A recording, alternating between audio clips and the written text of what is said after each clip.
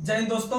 तो आज हम लोग जो है कि ये सेकंड टॉपिक लेके आए हुए हैं जिसमें आपको जीके और जो है कि स्टडी वगैरह देखने के लिए मिलेगा। तो आप लोग को ये वीडियो प्रत्येक दिन इसी टाइम में 10 बजे आपको प्राप्त हो जाएगा। तो आप लोग जो है कि इसे जो है कि कंटिन्यू रखिएगा। तो चलिए शुरुआत करते हैं बिना कोई देरी किए हुए आपका जो है कि जीके। तो आप लोग बताइए कि रेगुलेटिंग एक्ट जो ब्रिटेन के सरकार के द्वारा पारित किया गया था, पहली बार जो पारित किया गया था वो किस वर्ष पारित किया गया था? 1773। आप लोग को बता दें कि ब्रिटेन सरकार के द्वारा समय समय पर विभिन्न प्रकार के अधिनियम को लाया गया, यानी कंपनी को अधिनियमित करने के लिए, उसे कंट्रोल में लाने के लिए भारत में शासन प्रशासन कैसे करेंगे नहीं करेंगे उस पर जो है कि 1773 ईस्वी में पहली बार जो अधिनियम लाया उसे रेगुलेटिंग एक्ट का नाम दिया गया। और जिस समय यह लाया जा रहा था 1773 के समय, उस समय ब्रिटेन के प्रधानमंत्री थे लॉर्ड नॉर्थ के समय 1773 का रेगुलेटिंग एक्ट पारित किया गया था। अब आपको लॉर्ड नॉर्थ जो बताया, यह क्वेश्चन भी एग्जाम में पूछा गया है कि 1773 अधिनियम के समय ब्रिटेन के प्रधानमंत्री कौन थे? तो लॉर्ड नॉर्थ। और जब यह 1773 में आया भारत में तो यह बहुत सारा नियम लाया, लेकिन किसका काम क्या होगा नहीं होगा यह क्लियर नहीं कर पाया। यानी बंगाल के अंदर जो नवाब थे उसका क्या काम होगा, प्लस में जो है कि क्योंकि उसमें बंगाल का नवाब चल रहा, मतलब कि थोड़ा बहुत मात्रा में चल रहा था, तो बंगाल का नवाब का काम क्या होगा, या बंगाल के गवर्नर जनरल का काम क्या होगा, या फिर बंगाल के गवर्नर का काम क्या होगा, या फिर बंगाल के अंदर में जो आपका कंपनी था उसका काम क्या होगा, यह कंपनी का काम जो है कि निश्चित नहीं कर पाया। अर्थात याद रखेगा 1773 के अधिनियम में प्रयास तो किया गया कि क्या लाना है नहीं लाना है, लेकिन उससे कुछ भूल हो गया कि भाई कौन कौन काम किसको हम सौंपेंगे नहीं सौंपेंगे, ये इसमें क्लियर नहीं हो पाया। तो याद रखिएगा 1773 के अधिनियम को प्रयास और भूल की संज्ञा दिया गया। प्रयास और भूल की संज्ञा, यानी प्रयास तो किया ब्रिटेन सरकार ने लेकिन कुछ उससे भूल हो गई, तो 1773 के अधिनियम को प्रयास और भूल की संज्ञा भी दिया गया है, जो 1773 में लॉर्ड नॉर्थ जो प्रधानमंत्री थे ब्रिटेन के उसके समय में पारित किया गया। और 1773 के अधिनियम में याद रखिएगा पहली बार भारत के अंदर में कलकत्ता में सुप्रीम कोर्ट का स्थापना किया गया। सुप्रीम कोर्ट का स्थापना किया गया, याद रखने की कोशिश कीजिएगा 1774 में। और इसके पहले जो मुख्य न्यायाधीश बने थे सर इलिजा एम्पे, और 3 जो अन्य बने थे लेमेस्टर चैम्बर्स हाइड। अब बात करते हैं, जब इसमें भूल हो गया, प्रयास किया बेचारा लेकिन भूल हो गया, लेकिन आगे चलकर इसे अब सेटल करने के लिए आएगा वो लोग। क्या करने के लिए? सेटल, यानी एक्ट ऑफ सेटलमेंट जो आया 1781 में। तो क्वेश्चन पूछेगा कि 1773 के अधिनियम को जो संतुलित करने के लिए कौन सा अधिनियम आया? एक्ट ऑफ सेटलमेंट किसकी कमी को दूर करने के लिए? 1773 की कमी को दूर करने के लिए। और याद रखिएगा एक्ट ऑफ सेटलमेंट 1781 में आया। कब आया? 1781 में। चलिए अगला क्वेश्चन आप लोग को बताना है कि भारतीय विधान परिषद को बजट पर बहस करने का शक्ति जो दिया गया वह किस अधिनियम के तहत? 1892। आप लोग को बता दे समय समय पर अधिनियम पारित हो रहा था, तो 1892 का जो अधिनियम पारित हुआ था वह कांग्रेस के दबाव में आके पारित हुआ था। कांग्रेस के दबाव में, क्योंकि आप लोग को पता होगा कि भारत राष्ट्र कांग्रेस का स्थापना 28 दिसंबर 1885 को हुआ था। 1885 को होता है, तो 1885 को जब स्थापना हुआ था, इसलिए स्थापना हुआ था कि भारत का जो शोषण हो रहा था उससे जो है कि ब्रिटेन सरकार के द्वारा जो कि शोषण हो रहा था उससे जो है कि कुछ अधिकार का मांग करने के लिए समय समय पर कुछ अधिकार का मांग करता था कांग्रेस कि भारत को आजाद कर दीजिए। क्या कर दिया? भारत को आजाद कर दीजिए। तो इसी भारत राष्ट्र कांग्रेस ने बहुत सारा दबाव बनाया ब्रिटेन के सरकार पे, तो आगे चलकर फाइनली जो वहां से अधिनियम भेजा 1892 का अधिनियम। और 1892 के अधिनियम पर पहली बार जो आया हुआ कांग्रेस के दबाव में लाया जा रहा है ब्रिटेन के सरकार के द्वारा। किसके दबाव में? कांग्रेस के दबाव में। और 1892 के अधिनियम में आने के बाद उन्होंने सबसे पहला काम जो किया वह बजट पर बहस करने का अधिकार भारतीय व्यक्ति को दिया। बजट पर बहस, लेकिन बजट पर जो बहस करने का अधिकार दिया, लेकिन उस पर मतदान करने का अधिकार नहीं दिया। यानी कि बजट हम कितना पास करेंगे नहीं करेंगे आप हमको बोल सकते हैं कि आप भारत सरकार के में शिक्षा पे इतना खर्च कर दीजिए, या इस पर ये आपका शहर का निर्माण करने के लिए इतना खर्च कर दीजिए, आप बोल सकते हैं, भारत के व्यक्ति बोल सकते थे, यानी बजट पर बहस कर सकते थे। लेकिन जब अंतिम रूप से कितना देना है नहीं देना है फाइनल जब सबमिट करते थे, तो उसमें फाइनल मत देने का अधिकार भारतीयों को नहीं था। यानी कहीं ना कहीं भारतीयों के साथ जो है कि आपका जो है कि ये आपका जो है कि आपका दूसरे तरह का हीन भावना के तहत जो है कि वहां पर देखा जा रहा था। क्योंकि अगर आप भी सदस्य हैं, हम भी सदस्य हैं, जितना अधिकार आपको है उतना अधिकार हमको भी होना चाहिए। लेकिन ये व्यक्ति जो ब्रिटेन के हैं ये बोल रहे हैं और बहस भी कर रहे हैं, प्लस मतदान भी कर रहे हैं। हम सदस्य हैं लेकिन हमें क्या करने का अधिकार नहीं है, मत देने का अधिकार नहीं है, मतदान करने का अधिकार नहीं है। तो इसका मतलब कहीं ना कहीं यहाँ पर अंतर प्रतीत हो रहा है।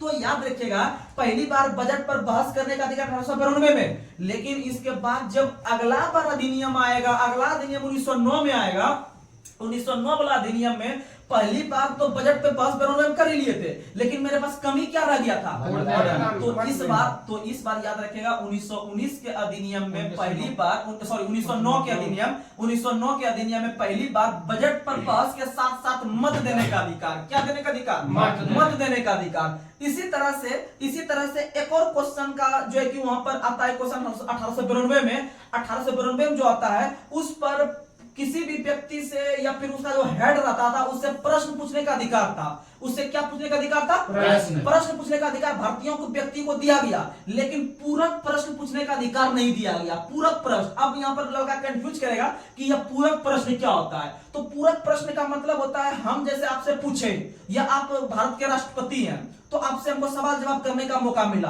तो आपको मतलब हमें क्या कमी है आपके पास हम रखेंगे, या प्रधानमंत्री के पास हम रखेंगे, भैया देखिए हमको ऐसे कमी है, हमको चाहिए ये चीज। तो इसका मतलब जिस सवाल का जवाब तुरंत बोलने से उधर के जो सुन रहे हैं राष्ट्रपति प्रधानमंत्री, अगर वो तुरंत रिप्लाई में दे रहे हैं तो इसे पूरक प्रश्न करते हैं। क्या कहते हैं, पूरक, यानी कि क्विक एक्शन अगर लिया जा रहा है तो उसे पूरक प्रश्न कहेंगे। वहीं अगर पूरक प्रश्न पर पूछने का अधिकार उसे नहीं दिया गया, पूछने का अधिकार दिया लेकिन कैसा प्रश्न पर नहीं दिया, इसका मतलब आप बोल लीजिए लेकिन आपको जवाब इसका देगा 2 साल 4 साल के बाद, तो क्या इंडिया डेवलप कर पाएगा, नहीं कर पाएगा। तो इसका मतलब है कि 1892 में प्रश्न पूछने का अधिकार दिया, लेकिन कैसा प्रश्न पर नहीं दिया, पूरा कैसा नहीं दिया, पूरा। तो याद रखिएगा उस 92 में बजट पर अधिकार था, बहस करने का अधिकार था, इधर प्रश्न पूछने का अधिकार दिया। दोनों को जो फुल ढंग से जो काम जो छूटा हुआ चीज था वो 1909 में पूरा कर रहा है, 1909 में पूरा, यानी बजट पर मत देने का अधिकार 9 में पूरा किया 1909 में, और इधर जो पूरक प्रश्न पूछने का अधिकार दिया वो भी 9 में, वो भी 9 में। तो 2 क्वेश्चन माइंड में सेटअप रखिएगा। 1892 के बाद 1909 का यह अधिनियम आया, बीच में कहीं कुछ नहीं है, अधिनियम वगैरह कुछ नहीं है, डायरेक्ट वही है। यानी 1892 में बजट पर बहस करने का अधिकार दिया और क्या पूरा प्रश्न पूछने का अधिकार नहीं दिया। यानी दोनों जो देगा 1909 में, दोनों जो देगा 1909 और 1909 अधिनियम में याद रखना है कि पहली बार मुस्लिम को पृथक निर्वाचन पद्धति दिया। मुस्लिम समुदाय के व्यक्ति जो थे उसे अलग से एक क्षेत्र दिया, निर्वाचन क्षेत्र, बोला कि यहाँ पर यानी जहां पर मुस्लिम बहुल क्षेत्र था वहां पर मुस्लिम प्रतिनिधि को खड़ा कर देंगे, तो इसका मतलब वहां से वो आराम से जीत जाएगा। तो पहली बार मुस्लिम को बढ़ावा देने के लिए जो आपका सांप्रदायिक निर्वाचन पद्धति, या फिर कहने का मतलब आपका जो मुस्लिम को अलग से बहुमत दिया गया वो 1909 में याद रखिएगा। उसी तरह से याद रखना है। अगला क्वेश्चन आप लोग को बताना है। अगला क्वेश्चन, भारत के राष्ट्रपति को अध्यादेश निर्गत करने की शक्ति मूल रूप से किस अधिनियम से प्रेरित है? 1935। तो याद रखिएगा 1935 का अधिनियम ब्रिटेन सरकार के द्वारा सबसे बड़ा पारित किया गया अधिनियम था, और वहां पर जो अध्यादेश जारी किया गया था, पहली बार जो अध्यादेश जो वहां से ही लेके भारत ने अपने संविधान में समाहित किया। और भारत के राष्ट्रपति जो अध्यादेश जारी करते हैं अनुच्छेद 123 123 के तहत अध्यादेश जारी करते हैं, याद रखिएगा। और अध्यादेश तब जारी होता है जब लोकसभा और राज्यसभा कार्य में नहीं हो या सत्र में नहीं हो, तो राष्ट्रपति को यह अधिकार है कि देश के लिए जो कानून की जरूरत पड़ी वह हम दे सकते हैं भारत को। तो याद रखिएगा कि जब राज्यसभा और लोकसभा जब कानून में नहीं रहता है या सत्र में नहीं रहता है या विघटन की स्थिति में रहता है, तो राष्ट्रपति को अधिकार है कि देश में हम उसके बदले कानून का निर्माण कर ले, उसे हम लोग अध्यादेश कहते हैं। क्या कहते हैं? अध्यादेश। और ऐसा अधिकार उन्हें 123 आर्टिकल के तहत है, 127 अनुच्छेद के तहत है, याद रख लीजिएगा। वहीं राज्य में जो राज्यपाल होते हैं वह अनुच्छेद 213 के तहत, 213 यानी 1 2 3 केंद्र सरकार, राष्ट्रपति, उसी को पलटा देंगे 213, यह राज्यपाल, यह कौन करेगा? राज्यपाल, याद रख लीजिएगा। और भारत के अंदर जो राष्ट्रपति जो अध्यादेश जारी करते हैं वह उसका जो अधिकार है वह उसका जो है कि अधिकार जो है आपका विधायी शक्ति का अधिकार है। कौन सा अधिकार?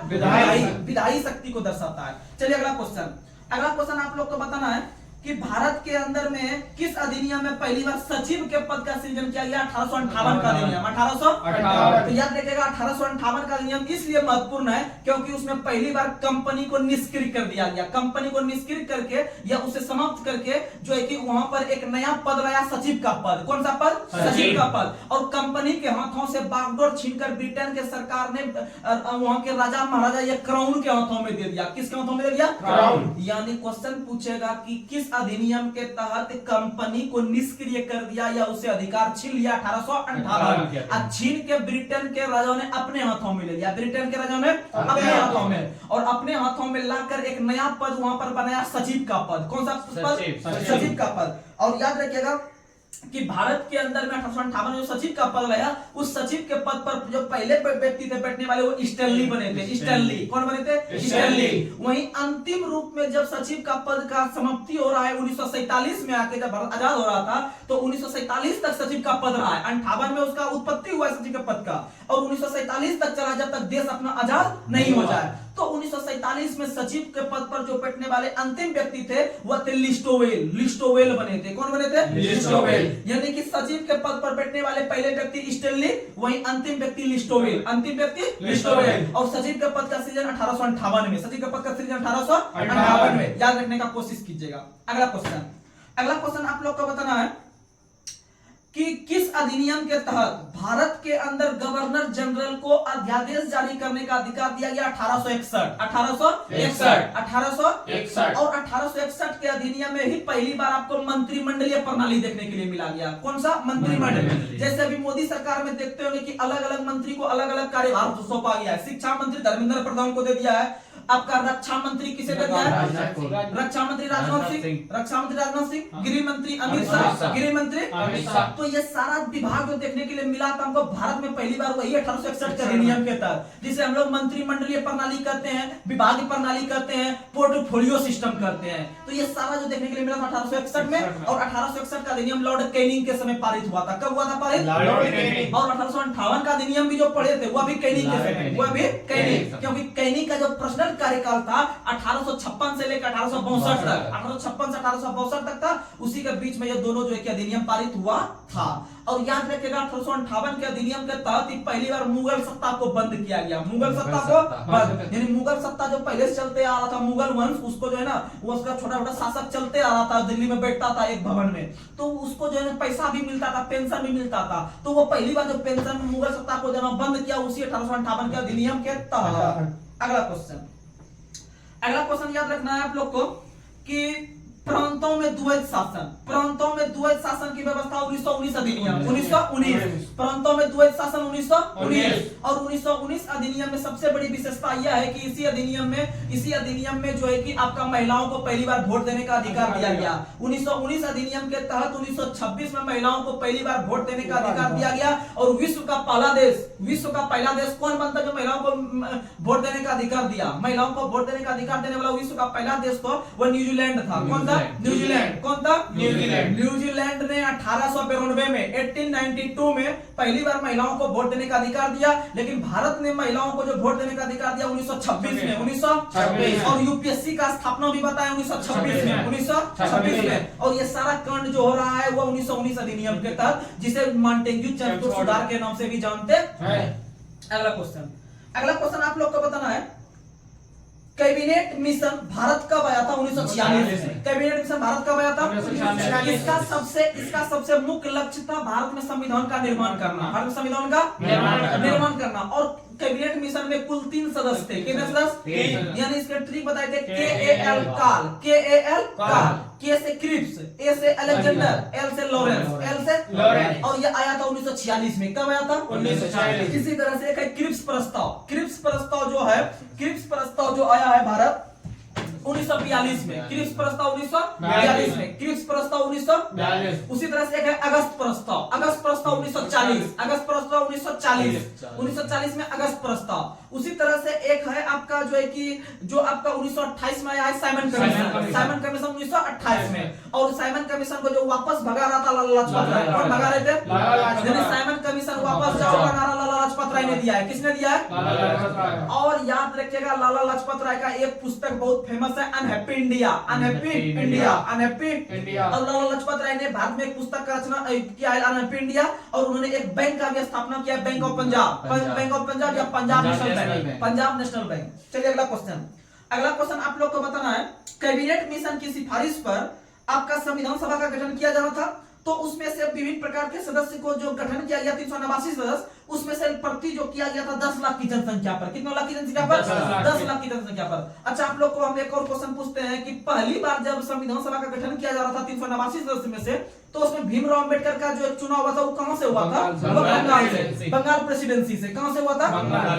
जब विभाजन हो गया, आपका पाकिस्तान अलग राज्य बन गया, तब विभाजन के बाद उसका सीट कट गया था, तो उसे दोबारा जो लाया वो कहां से चुनाव जितवाया? मुंबई से। मुंबई के पुणे प्रेसिडेंसी, मुंबई के पुणे प्रेसिडेंसी। और वहां से जो हटाया था पद, उसे एस जयकर के हटाया था। किसको हटाया था? एस जयकर। तो याद रखिएगा, डॉक्टर भीमराव अंबेडकर का निर्वाचन पहली बार जो हुआ था आपका बंगाल प्रेसिडेंसी से, और विभाजन के बाद हुआ था पुणे प्रेसिडेंसी से, मुंबई के पुणे प्रेसिडेंसी से, और वहां पर जो जिताया था एस जयकर के स्थान पर, एस जयकर। अगला क्वेश्चन। अगला क्वेश्चन आप लोग को बताना है कि भारत के पहले विदेश मंत्री कौन है? जवाहरलाल नेहरू। भारत के पहले विदेश मंत्री जवाहरलाल नेहरू। भारत के पहले गृह मंत्री सरदार वल्लभ भाई पटेल। भारत के पहले गृह मंत्री सरदार वल्लभ भाई पटेल। और याद रखिएगा, सरदार वल्लभ भाई पटेल की जयंती 31 अक्टूबर को मनाते हैं हम लोग, राष्ट्रीय एकता दिवस। राष्ट्रीय एकता दिवस। और यही राष्ट्रीय एकता दिवस जो कि क्वेश्चन 31 अक्टूबर को मनाते हैं, इस बार यूपी पुलिस क्वेश्चन पूछ लिया गया है कि राष्ट्रीय एकता दिवस कब मनाते हैं? 31 अक्टूबर।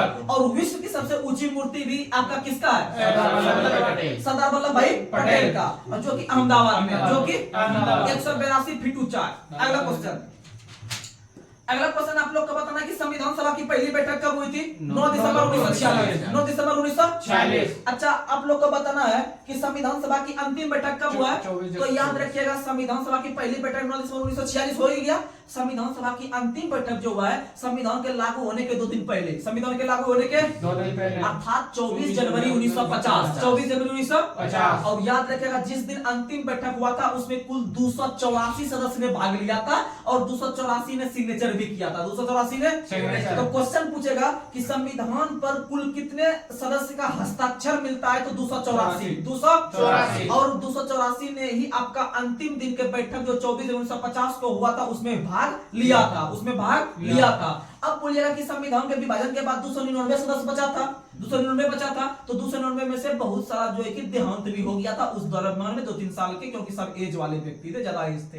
तो याद रखिएगा, संविधान सभा में जो हस्ताक्षर किए हैं 284। कितना किए हैं? 284। और याद रखिएगा एक चीज और, कि 24 जनवरी 1950 को ही 3 मुख्य घटना घटित होता है इंडिया के अंदर में। 3 मुख्य घटना। सबसे पहला, भारत का जो राष्ट्रीय गान है जन गण मन, उसी दिन अपनाया। किसी दिन? 24 जनवरी 1950 को। और भारत का जो राष्ट्रीय गीत है वंदे मातरम है, उसे भी किस दिन अपनाया? 24 जनवरी 1950। और साथ ही भारत के जो प्रथम राष्ट्रपति बनते हैं डॉक्टर राजेंद्र प्रसाद, भारत के प्रथम राष्ट्रपति डॉक्टर राजेंद्र प्रसाद को जो भारत का प्रथम राष्ट्रपति जो सर्वसम्मति से घोषित किया गया उसी डेट में 24 जनवरी 1950 को ही। समझ में आ गई यहाँ तक? अगला क्वेश्चन। अगला क्वेश्चन आप लोग को बताना है कि संविधान सभा के प्रथम अस्थायी अध्यक्ष कौन थे? डॉक्टर राजेंद्र प्रसाद। भारत संविधान के प्रथम अस्थायी अध्यक्ष डॉक्टर राजेंद्र प्रसाद। और संविधान सभा के अध्यक्ष भी कौन थे? डॉक्टर राजेंद्र प्रसाद। अच्छा, आप लोग को बताना है संविधान सभा के प्रथम अस्थायी अध्यक्ष सच्चिदानंद सिन्हा। और संविधान सभा की जो पहली बैठक हुई थी उसकी अध्यक्षता भी कौन किया था? सच्चिदानंद सिन्हा। क्योंकि उस दिन राजेंद्र प्रसाद उपस्थित नहीं थे, वो उन्होंने 11 दिसंबर से शुरू किया था, और 9 दिसंबर को जो शुरू किया था वो सच्चिदानंद सिन्हा ने। याद रखिएगा। अगला क्वेश्चन आप लोग को बताना है संविधान सभा में किस व्यक्ति के द्वारा उद्देश्य का प्रस्ताव प्रस्तुत किया गया? तो याद रखिएगा, जवाहरलाल नेहरू। किसने प्रस्तुत किया था? जवाहरलाल नेहरू। यानी संविधान सभा में उद्देश्य का प्रस्ताव जवाहरलाल नेहरू ने अपने प्रथम अधिवेशन के दौरान, अपने प्रथम बैठक या अधिवेशन के दौरान 13 दिसंबर 1946 को संविधान सभा के समक्ष प्रस्तुत किया था। और इसे जो पास किया गया, इसे जो पारित किया गया वो 22 जनवरी 1947 को। 22 जनवरी 1947। बहुत फेमस क्वेश्चन है, बहुत फेमस क्वेश्चन कि संविधान सभा के समक्ष आपका प्रस्ताव किसने रखा था, आपका जो है कि उद्देश्य का प्रस्ताव तो जवाहरलाल नेहरू ने 13 दिसंबर 1946, 13 दिसंबर 1946 और वह पास हुआ था जनवरी 1947 में 22 जनवरी के दिन। और यही उद्देश्य का आगे चल के हम लोग प्रस्तावना का रूप ले रहे हैं। किसका रूप लेंगे? प्रस्तावना। हाँ, अगला क्वेश्चन आप लोग को बताना है, संविधान सभा के संवैधानिक सलाहकार कौन थे? B N Rau. कौन थे? B N Rau. संविधान सभा के संवैधानिक सलाहकार बी एन राव। और हमारे संविधान को जो अपने हाथों से लिखने का काम किया हुआ किसने किया है? प्रेम बिहारी नारायण रायजादा। प्रेम बिहारी नारायण रायजादा ने हमारे संविधान का जो कि अपने हाथों से रचना किया है और वो लिखने का 0 रुपया लिया है। कितना रुपया लिया है? 0। लेकिन संविधान के निर्माण करने में कुल जो खर्च आया 63,96,729 रुपया, लगभग 64 लाख। और हमारे संविधान के प्रतीक चिन्ह के रूप में हाथी को रखा है। किसको रखा है? हाथी। किसे रखा है? हाथी। और संविधान सभा के सबसे बुजुर्ग सदस्य जो थे वो सच्चिदानंद सिन्हा थे। कौन थे? इसीलिए उनका इज्जत रखने के लिए संविधान सभा के जब पहला दिन जो बैठक में राजेंद्र प्रसाद नहीं आ पाए तो सोचा कि जो सबसे बूढ़ा व्यक्ति है या वरिष्ठ व्यक्ति है उसे ही इस पद पर बैठाया जाए। अगला क्वेश्चन, भारतीय संविधान के वर्तमान रूप में राष्ट्र ध्वज को कब अपनाया? 22 जुलाई 1947। राष्ट्र ध्वज जो तिरंगा है इसे 22 जुलाई 1947 को अपनाया। 22 जुलाई 1947। लेकिन राष्ट्रगीत, राष्ट्रगान और राजेंद्र प्रसाद इन तीनों के लिए 24 जनवरी 1950 जिस दिन अंतिम बैठक हुई थी।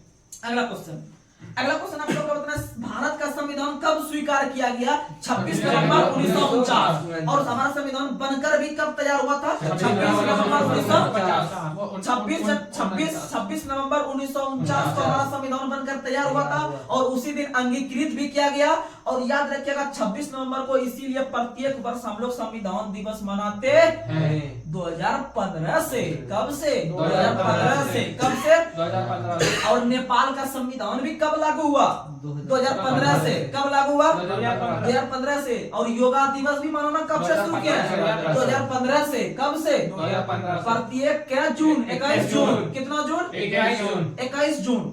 अगला क्वेश्चन आप लोग को बताना है कि भारत का संविधान जो था मूलतः 2 भाषाओं में लिखा गया था, आपका अंग्रेजी और हिंदी।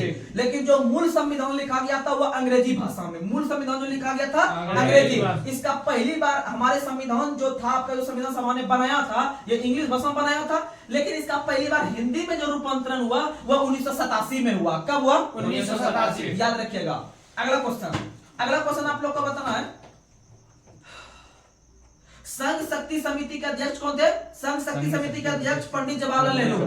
संघ शक्ति समिति पूछे, यह संघ संविधान समिति पूछे, यह आपका अगर पूछते हैं राज्यों के लिए समिति तो ये तीनों के लिए जो बनता है आपका जवाहरलाल नेहरू बनते हैं। कौन बनते हैं? जवाहरलाल नेहरू। और पहले विदेश मंत्री भी जवाहरलाल नेहरू, पहले प्रधानमंत्री भी जवाहरलाल नेहरू, और राष्ट्रमंडलों के पहले जो अध्यक्ष बने थे वो भी कौन बने थे?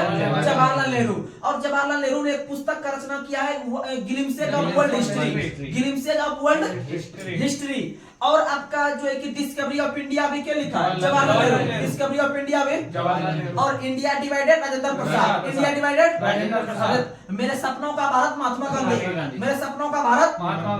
अगला क्वेश्चन आप लोग को बताना है, प्रक्रिया नियम समिति के अध्यक्ष कौन थे? राजेंद्र प्रसाद। कौन थे? राजेंद्र प्रसाद। अब आपको जुगाड़ से बात बताते हैं। संविधान सभा के अध्यक्ष सबको याद राजेंद्र प्रसाद है। संविधान सभा के अध्यक्ष कौन थे? राजेंद्र प्रसाद। अब जब अध्यक्ष है तो अध्यक्ष ही नियम और प्रक्रिया बनाएगा, तो इसका मतलब अध्यक्ष जो थे राजेंद्र प्रसाद वही आपके प्रक्रिया और नियम समिति के अध्यक्ष भी थे।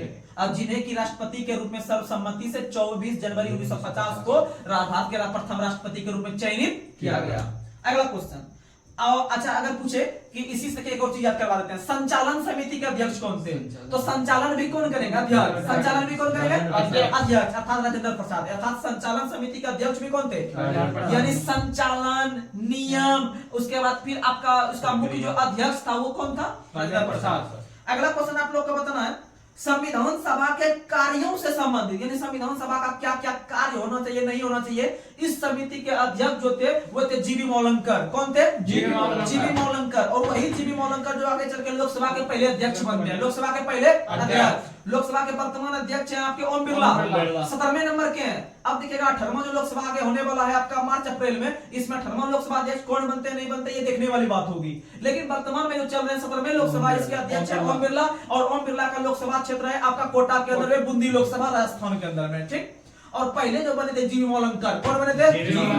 अगला क्वेश्चन आप लोग को बताना है, बहुत वीवीआई हम याद रखना पड़ेगा तभी एग्जाम हो पाएगा। इस समझ लीजिए, मेहनत कीजिएगा तभी, नहीं तो मेहनत करने वाला का लाइन लगा हुआ है इस कंपटीशन के क्षेत्र में, जब तक पूरा जी जान नहीं लगाइएगा एग्जाम नहीं होता है, ये कोई मजाक नहीं है। चलिए अगला क्वेश्चन आप लोग को बताना है कि संविधान सभा ने डॉक्टर भीमराव अंबेडकर की अध्यक्षता में प्रारूप समिति का गठन कब किया था? तो 29 अगस्त 1947। याद रखिएगा, संविधान को बनाने के लिए संविधान सभा के द्वारा कुल 13 समिति का गठन किया गया था। कितना समिति? 13, जिसमें से 8 बड़ी समिति और 5 छोटी समिति। तो 8 बड़ी समिति और 5 छोटी समिति में से अगर देखा जाए कि सबसे महत्वपूर्ण और बढ़िया समिति कौन था? यही प्रारूप था, जिसके अध्यक्ष डॉक्टर भीमराव अंबेडकर थे। इसके अध्यक्ष कौन थे? भीमराव अंबेडकर। क्योंकि आप लोग को पता होगा कि भारत के अंदर जो पहले कानून मंत्री बने थे वही डॉक्टर भीमराव अंबेडकर, और संविधान के निर्माता भी किसे कहते हैं? डॉक्टर भीमराव अंबेडकर। तभी ना उसको संविधान सभा ने जो है कि जब कट गया था तो अगर नॉर्मल व्यक्ति था उसको उधर छोड़ देता, तब ना उसको यहाँ पर लाया ट्रांसफर करा के एसजे करके जगह।